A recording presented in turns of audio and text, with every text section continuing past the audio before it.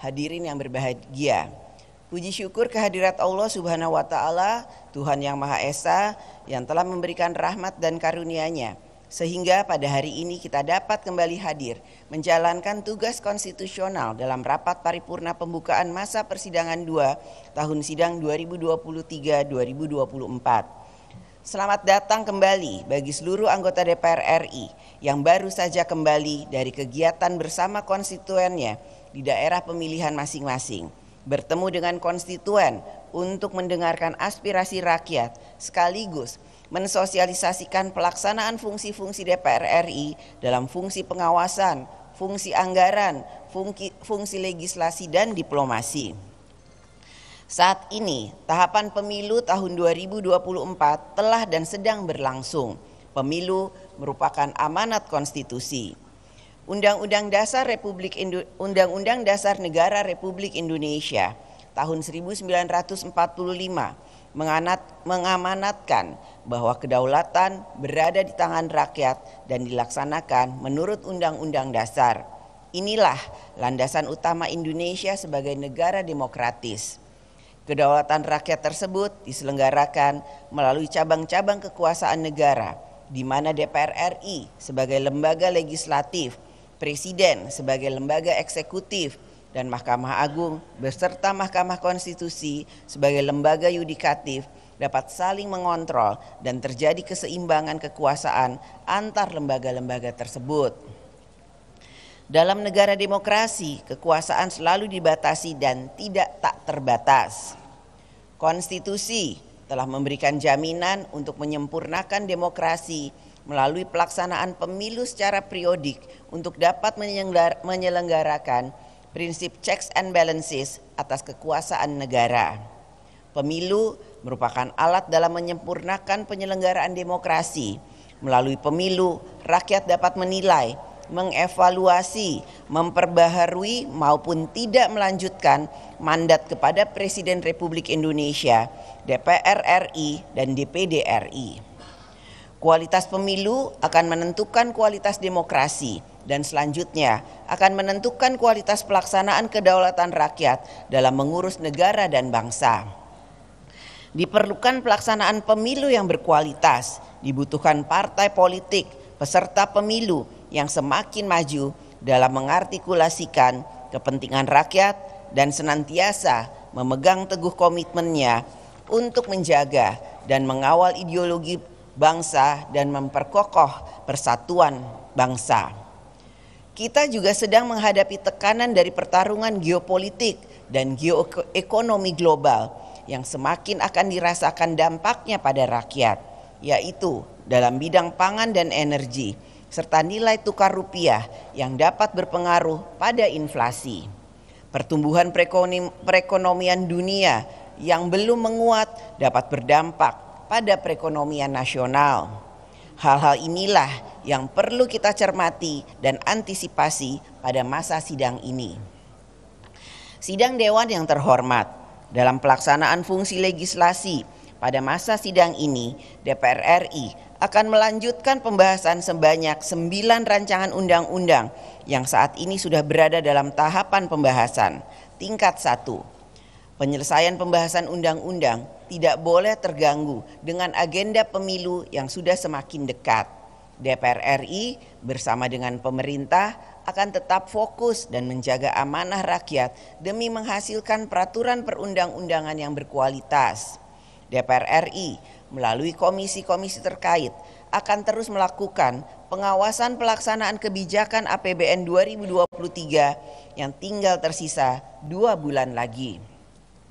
Pengawasan tersebut bertujuan untuk memastikan kinerja APBN tahun anggaran 2023 berjalan secara efektif dan efisien, serta mampu merespon dan mengantisipasi perlemahan ekonomi global yang sudah semakin terlihat pada awal kuartal keempat tahun ini. DPR RI bersama pemerintah akan terus mencermati dinamika perekonomian global tersebut dan mempersiapkan berbagai langkah antisipatif untuk menjaga ketahanan moneter, fiskal, dan stabilitas perekonomian nasional. DPR RI akan terus mendukung pemerintah dalam mencapai pengelolaan fiskal ke arah yang lebih sehat, berdaya tahan, serta mampu meningkatkan produktivitas untuk transformasi ekonomi yang inklusif dan berkelanjutan. Beberapa kebijakan, isu dan permasalahan di berbagai bidang yang akan menjadi perhatian alat kelengkapan Dewan dalam menjalankan fungsi pengawasan antara lain. 1. Krisis pangan yang diakibatkan lonjakan harga pangan seperti beras dan gula. 2. Perubahan iklim yang berdampak pada kekeringan dan kemarau panjang serta krisis air bersih di berbagai daerah. 3. Kenaikan harga minyak dunia akibat memanasnya konflik di Timur Tengah. 4. Kasus kekerasan dan bullying terjadi di lingkungan sekolah. 5. Kasus cacar monyet atau monkeypox yang terus bertambah sejak pertama kali dilaporkan pada tanggal 13 Oktober 2023. 6. Pembiayaan UMKM melalui fintech lending peer-to-peer atau P2P atau pinjaman online. 7. Dugaan penyalahgunaan dana pensiun di beberapa BUMN.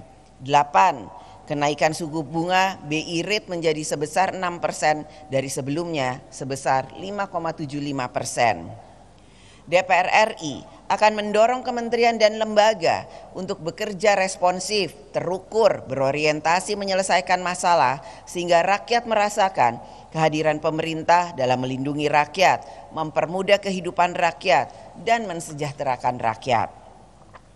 Sidang Dewan yang terhormat, pada masa persidangan ini, DPR RI akan mengagendakan serangkaian kegiatan diplomasi parlemen sebagai upaya meningkatkan hubungan kerjasama antar parlemen. DPR RI akan menjadi tuan rumah dan memimpin pertemuan 5 ketua parlemen negara ekonomi berkembang yang terdiri dari Meksiko, Indonesia, Korea Selatan, Turki dan Australia atau MIKTA. Penyelenggaraan MIKTA Speakers Consultation ke-9 di Jakarta akan dilaksanakan pada tanggal 20 November 2024 dengan tema memperkuat multilateralisme dan menjawab berbagai tantangan antar generasi. Merespon konflik bersenjata yang terjadi antara Israel dan kelompok militan Palestina Hamas yang telah menewaskan ribuan orang, DPR RI terus mendorong pemerintah untuk mengambil langkah-langkah diplomasi dalam mendukung penyelesaian yang adil bagi Palestina, serta terus menyuarakan pengakuan internasional terhadap kedaulatan dan kemerdekaan rakyat Palestina.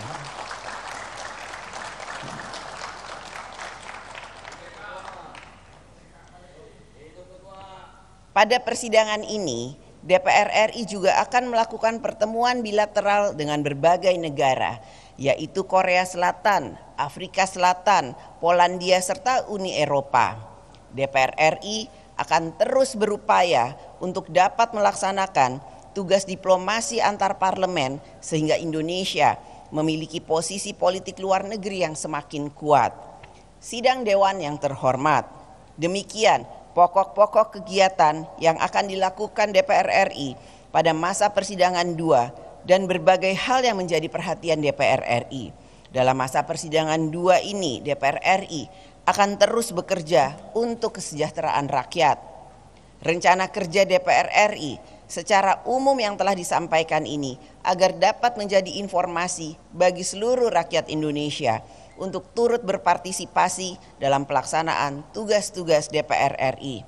Dan akhirnya dengan mengucapkan Bismillahirrahmanirrahim, saya atas nama pimpinan DPR RI mengumumkan kepada seluruh rakyat Indonesia bahwa masa persidangan 2 tahun sidang 2023-2024 akan dimulai sejak hari ini Selasa 31 Oktober 2023 sampai dengan berakhirnya masa sidang periode ini. Atas nama pimpinan DPR RI kami menyampaikan selamat bekerja mensejahterakan rakyat. Semoga Allah Subhanahu wa Ta'ala, Tuhan yang Maha Esa, memberikan rahmat dan bimbingannya bagi kita semua. Terima kasih. Wassalamualaikum warahmatullahi wabarakatuh. Om Santi, Santi, Santi Om, Namo Buddhaya. Merdeka!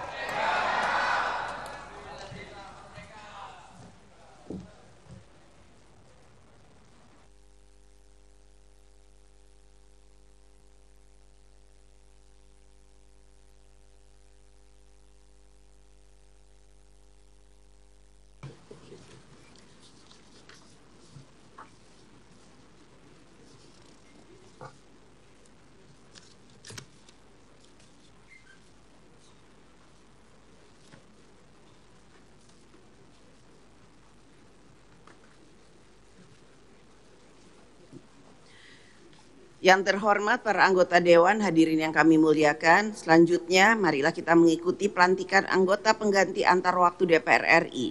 Kepada Sekretariat Jenderal DPR RI, kami persilahkan untuk menyelenggarakan upacara pelantikan anggota pengganti antar waktu DPR RI.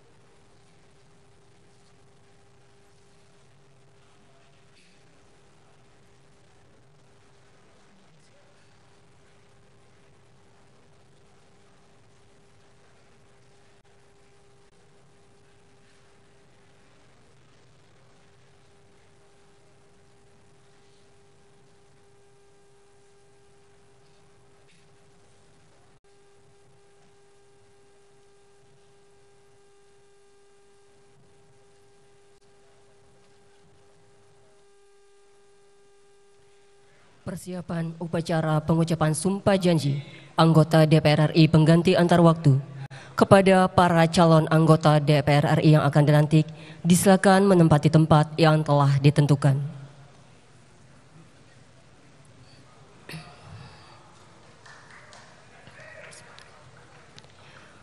Upacara pengucapan sumpah janji anggota Dewan Perwakilan Rakyat Republik Indonesia pengganti antar waktu masa keanggotaan 2019-2024 dimulai. Diawali dengan pembacaan petikan keputusan Presiden Republik Indonesia. Petikan keputusan Presiden Republik Indonesia nomor 91/P tahun 2023 tentang peresmian pengangkatan antar waktu anggota Dewan Perwakilan Rakyat dan anggota Majelis Permusyawaratan Rakyat sisa masa jabatan tahun 2019-2024.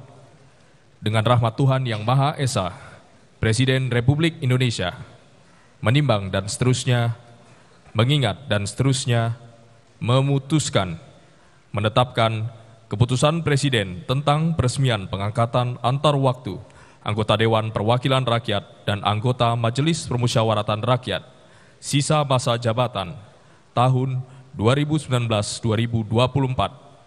Ke-1. Terhitung sejak saat pengucapan sumpah janji meresmikan pengangkatan antar waktu sebagai anggota Dewan Perwakilan Rakyat sampai dengan berakhirnya sisa masa jabatan tahun 2019-2024, masing-masing atas nama 1.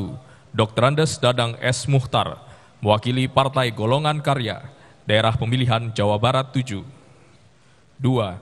Andi Najmi Fuaidi SH, mewakili Partai Kebangkitan Bangsa, Daerah Pemilihan Jawa Tengah 9. 3. H. Handayani SKM MPH, mewakili Partai Kebangkitan Bangsa, Daerah Pemilihan Jambi. Kedua dan seterusnya. Ketiga, keputusan Presiden ini mulai berlaku pada tanggal ditetapkan. Salinan dan seterusnya. Petikan keputusan Presiden ini disampaikan kepada masing-masing yang bersangkutan untuk dipergunakan sebagaimana mestinya. Ditetapkan di Jakarta pada tanggal 5 Oktober 2023, Presiden Republik Indonesia, tertanda Joko Widodo. Persiapan pengucapan sumpah. Rohaniwan disilakan menempati tempat yang telah ditentukan. Hadirin dimohon berdiri.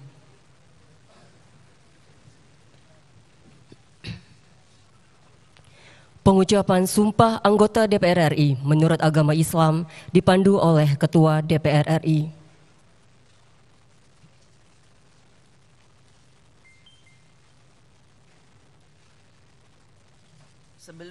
Sebelum memangku jabatan anggota Dewan Perwakilan Rakyat, saudara-saudara wajib bersumpah menurut agama Islam. Apakah saudara-saudara bersedia bersumpah menurut agama Islam? Bersedia. Patut saya ingatkan bahwa sumpah yang akan saudara-saudara ucapkan mengandung tanggung jawab terhadap bangsa dan negara Republik Indonesia. Tanggung jawab memelihara dan menyelamatkan Pancasila dan Undang-Undang Dasar Negara Republik Indonesia tahun 1945. Sumpah ini adalah terhadap Tuhan Yang Maha Esa dan manusia yang harus ditepati dengan segala keikhlasan dan kejujuran. Saya harap saudara-saudara mengikuti lafal sumpah yang akan saya pandu. Demi Allah saya bersumpah. Demi Allah saya bersumpah. Bahwa saya akan memenuhi kewajiban saya. Sebagai anggota Dewan Perwakilan Rakyat. Dengan sebaik-baiknya dan seadil-adilnya. Sesuai dengan peraturan perundang-undangan. Dengan berpedoman pada Pancasila. Dan Undang-Undang Dasar Negara Republik Indonesia tahun 1945.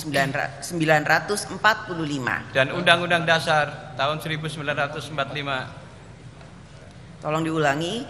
Dan Undang-Undang Dasar Negara Republik Indonesia tahun 1945.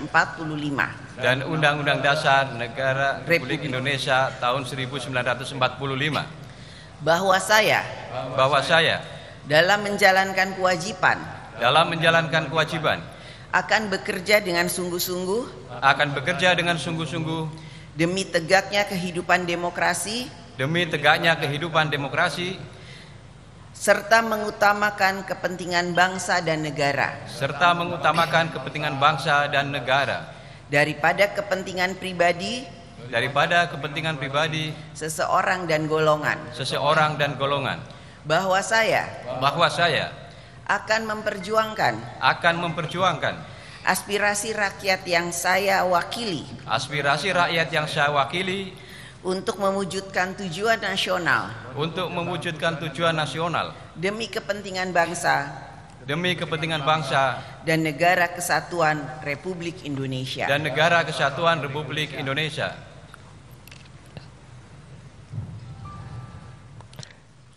Rohaniwan disilakan kembali ke tempat semula. Hadirin disilakan duduk kembali.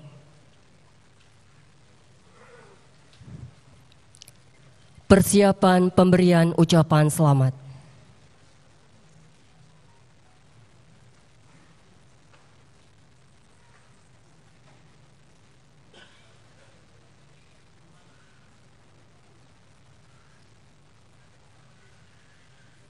Pemberian ucapan selamat kepada anggota DPR RI yang baru dilantik oleh pimpinan DPR RI.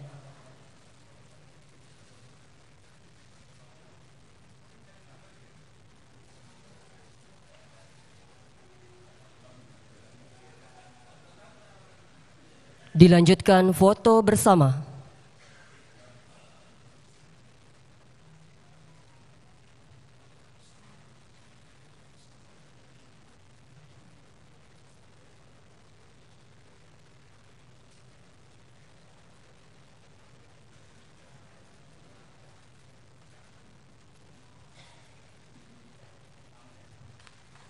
Foto bersama selesai, terima kasih. Upacara pelantikan anggota DPR selesai. Pimpinan DPR disilakan kembali ke kursi pimpinan dan para anggota DPR yang baru dilantik disilakan menempati kursi anggota.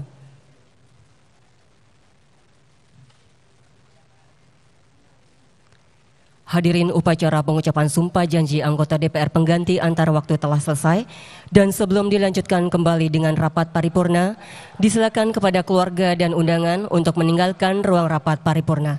Terima kasih.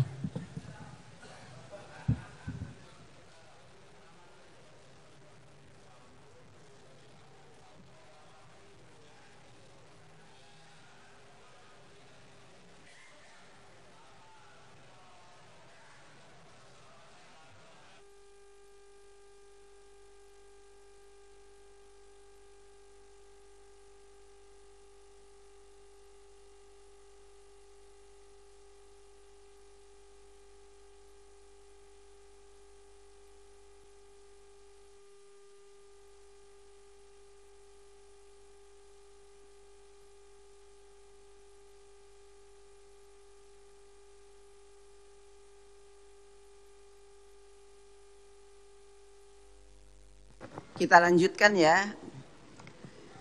Hadirin yang kami muliakan, pimpinan Dewan mengucapkan selamat kepada anggota yang baru saja dilantik. Semoga tetap amanah dan dengan bergabungnya saudara akan lebih memperkuat pelaksanaan tugas konstitusional Dewan. Sidang Dewan yang kami hormati, hadirin yang kami muliakan. Dengan demikian, selesailah acara rapat paripurna Dewan hari ini. Interupsi Ketua. Ada Pak Sahrul Aidi, silakan. Terima kasih Ketua. Assalamualaikum warahmatullahi wabarakatuh. Selamat pagi, salam sejahtera untuk kita semua.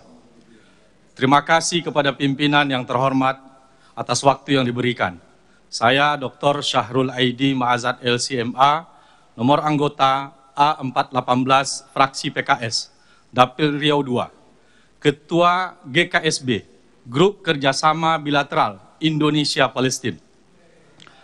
Kami Grup Kerjasama Bilateral Indonesia-Palestina mengucapkan terima kasih kepada pimpinan dan seluruh anggota DPR RI yang telah menggunakan syal Palestina pada sidang paripurna kali ini sebagai bentuk dukungan dan solidaritas kita kepada rakyat dan bangsa Palestina.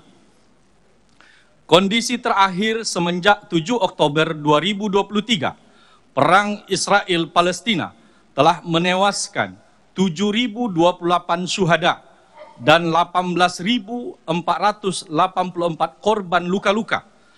Dari korban perang tersebut, 66% diantaranya adalah anak-anak dan perempuan, 2.913 diantaranya adalah anak-anak, dan 1.709 adalah perempuan. Pendudukan Israel telah membantai 731 keluarga dan ratusan dari mereka masih ada di bawah, bahkan ribuan di bawah puing-puing reruntuhan yang tidak bisa mereka evakuasi karena keterbatasan alat. Palestina bukan saja kehilangan nyawa di bidang kesehatan, Palestina juga kehilangan banyak fasilitas kesehatan, yaitu 57 lembaga kesehatan rusak, 12 rumah sakit gagal beroperasi, termasuk rumah sakit yang dibangun oleh rakyat Indonesia. 32 UGD gagal beroperasi, 25 mobil ambulan hancur, 101 paramedis syahid, dan 100 lainnya luka-luka. Sehingga pemerintah Gaza mengumumkan sistem kesehatan Gaza hancur total. Israel telah membombardir puluhan menara, kantor pemerintahan, masjid, dan gereja, serta pasar. Yang paling miris adalah Menteri Pendidikan di jalur Gaza mengumumkan bahwa pada tahun pendidikan 2023-2024 ini telah berakhir karena seluruh siswa mereka telah terbunuh oleh Israel. Israel akan terus membabi buta melakukan serangan kepada negara Palestina karena adanya dukungan Amerika Serikat dan Uni Eropa. Padahal Amerika dan Uni Eropa, negara yang katanya selalu menjunjung tinggi hak asasi manusia dan menolak terorisme. Tetapi untuk kasus rakyat Palestina, mata mereka buta, telinga mereka peka, mulut mereka bisu, dan hati nurani mereka hilang. Entah logika apa yang mereka pakai saat ini. Kalaulah mereka tak memberikan dukungan, maka Israel takkan seberani ini melanggar banyak aturan internasional. Berapa banyak resolusi-resolusi yang dikeluarkan oleh PBB, tak satu pun yang ditaati dan dipatuhi oleh Israel. Dan tak ada hukuman terhadap pelanggaran Israel. Pimpinan yang terhormat, Indonesia memiliki hutang sejarah kepada Palestina saat Indonesia baru merdeka dan Palestina menjadi negara yang pertama yang mengakui kemerdekaan Indonesia. Pembukaan Undang-Undang Dasar 1145 menyatakan bahwa penjajahan di atas dunia harus dihapuskan. Maka selama Palestina belum merdeka, maka salah satu tujuan bangsa Indonesia tidak akan pernah tercapai.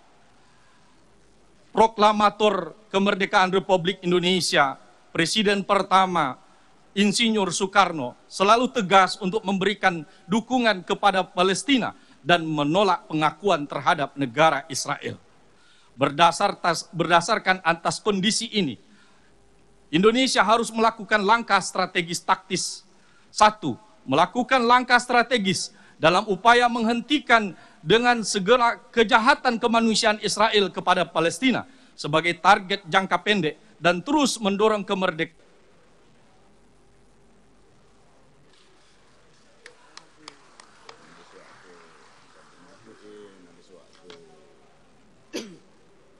Sudah lebih dari 5 menit Pak, jadi mati sendiri. Sesuai dengan tata tertib. Selanjutnya Bapak Masinton Pasaribu. Ya, terima kasih pimpinan. Mohon izin saya berdiri. Assalamualaikum warahmatullahi wabarakatuh. Salam sejahtera untuk kita semua. Om Swastiastu, Namo Buddhaya. Pertama-tama saya menyampaikan salam solidaritas terhadap perjuangan rakyat Palestina dan solidaritas kemanusiaan dan solidaritas kepada saudara-saudara kita, masyarakat, rakyat di Tanah Rempang, Kepulauan Riau yang sedang berjuang melawan agresivitas modal yang menghilangkan hak-hak rakyat tersebut. Saudara-saudari, Bung dan Sus yang terhormat, kita berkumpul di sini tentu karena konstitusi. Kita ada di ruangan ini untuk menyuarakan konstitusi. Mereka yang punya kewenangan dan jabatan diatur oleh konstitusi dan perundang-undangan. Dan bagi kita tentu kita semua memahami bahwa konstitusi bukan sekedar hukum dasar. Konstitusi adalah roh dan jiwa semangat sebuah bangsa. Tapi apa hari ini yang terjadi? Ini kita mengalami satu tragedi konstitusi pasca terbitnya putusan MK 16 Oktober lalu.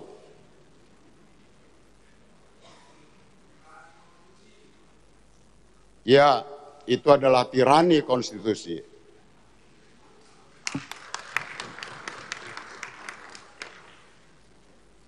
Tentu bagi kita semua, Bapak Ibu kita yang hadir di sini, sebagai roh dan jiwa bangsa kita, konstitusi harus tegak. Dia tidak boleh dipermainkan atas nama pragmatisme politik sempit tersebut.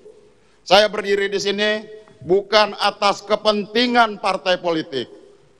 Juga tidak bicara tentang kepentingan calon presiden maupun calon presiden. Saya tidak bicara tentang calon presiden saudara Anies dan saudara Muhaimin Iskandar. Saya tidak bicara tentang Pak Ganjar dan Prof. Mahfud. Saya juga tidak bicara tentang Pak Prabowo beserta pasangannya. Tapi saya bicara tentang bagaimana kita menjaga mandat konstitusi, menjaga mandat reformasi dan demokrasi ini.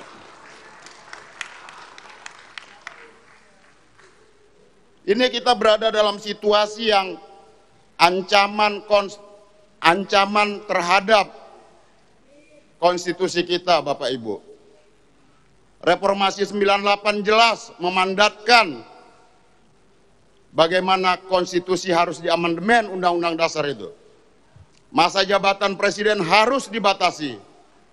Bagaimana kita mengeluarkan TAP MPR nomor 11 tahun 98 tentang penyelenggaraan negara yang bebas dari KKN, kolusi, korupsi, dan nepotisme. Dan kemudian berbagai produk undang-undang turunannya. Tapi apa yang kita lihat? Putusan MK bukan lagi berdasar dan berlandas atas kepentingan konstitusi. Putusan MK itu lebih pada putusan kaum tirani, saudara-saudara. Maka kita harus mengajak secara sadar dan kita harus sadarkan bahwa konstitusi kita sedang diinjak-injak.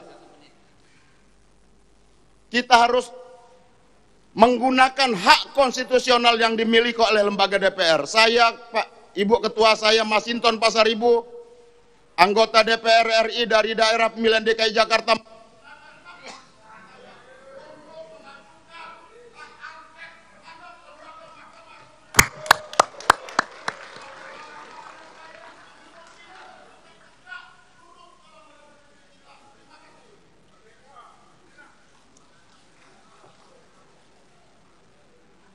Terima kasih sidang dewan yang kami hormati, hadirin kami muliakan. Dengan demikian selesailah acara rapat paripurna dewan hari ini. Selaku pimpinan rapat kami menyampaikan ucapan terima kasih kepada yang terhormat para anggota dewan dan hadirin sekalian atas ketekunan dan kesabarannya dalam mengikuti rapat paripurna dewan hari ini. Kami ucapkan selamat bekerja. Dengan seizin sidang dewan kami perkenankan kami menutup rapat paripurna dengan ucapan Alhamdulillahirabbil alamin. Wassalamualaikum warahmatullahi wabarakatuh. Om Santi Santi Santi Om Namo Buddhaya. Salam kebajikan. Merdeka.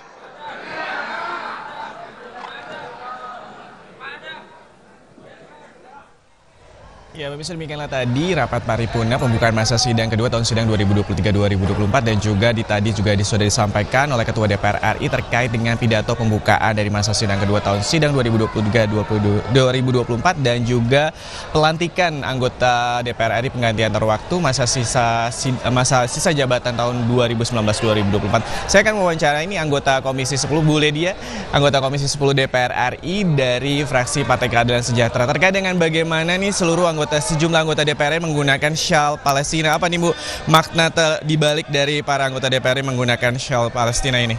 Pertama, kita memberikan dukungan kepada Palestina bahwa ada banyak sekali korban yang sudah terjadi dengan serangan 7 Oktober kemarin, dan ini sebenarnya bukan hanya 7 Oktober, dari 1948 dan DPR RI memberikan dukungan. Karenanya termasuk diantaranya delegasi-delegasi Indonesia di dalam pertemuan-pertemuan antar parlemen juga menyuarakannya, termasuk delegasi yang dipimpin oleh Ketua DPR di India ketika dalam rekomendasi pertemuan tersebut hanya disebutkan peristiwa peperangan Ukraina dengan Rusia.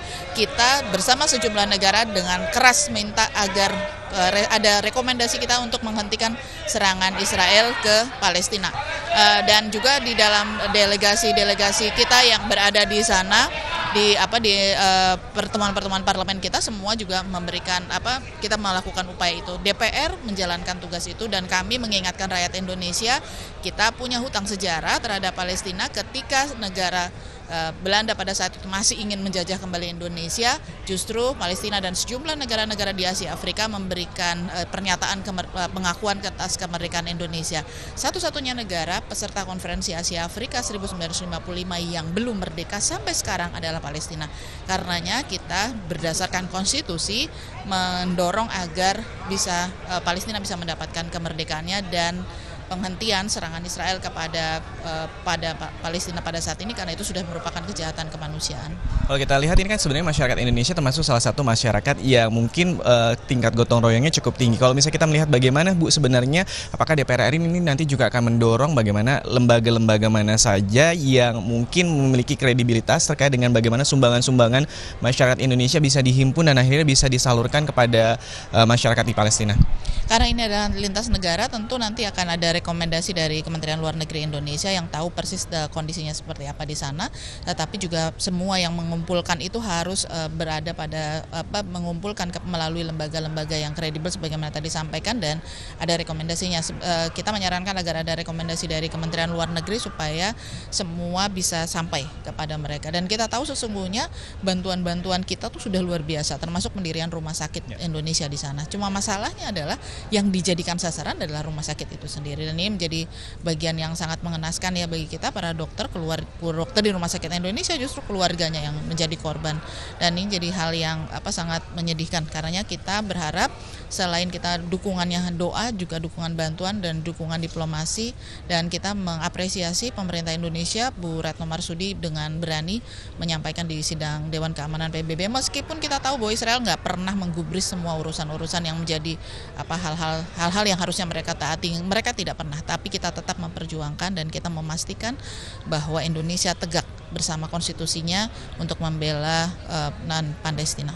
Baik, terima kasih banyak Bu Lady Hanifah Amalia. Dan bisa kita sekali lagi bahwa DPR RI bersama dengan rakyat Palestina, kita harapkan sekali lagi ini sudah memasuki 24 hari sejak serangan Israel 7 Oktober 2023. Sudah ada kurang lebih 8.400 hingga 8.700 korban jiwa, di antaranya yang tadi juga disampaikan dalam interupsinya terkait ada 66% ini adalah anak-anak. Dan demikianlah siaran langsung rapat paripurna hari ini Selasa 31 Oktober 2023. Saya Subki Abdul beserta seluruh kerabat kerja yang bertugas mengucapkan terima kasih atas perhatian Anda.